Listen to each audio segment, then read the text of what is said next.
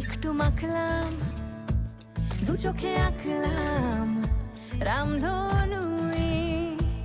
বুনেছি গল্প অল্প স্বল্প, উড়েছে স্বপ্নে শুধু গুঁড়ো গুঁড়ো তুই। আমি সোনার কাঠি ছুঁই নাকি রূপো কাঠি ছুঁই, আমি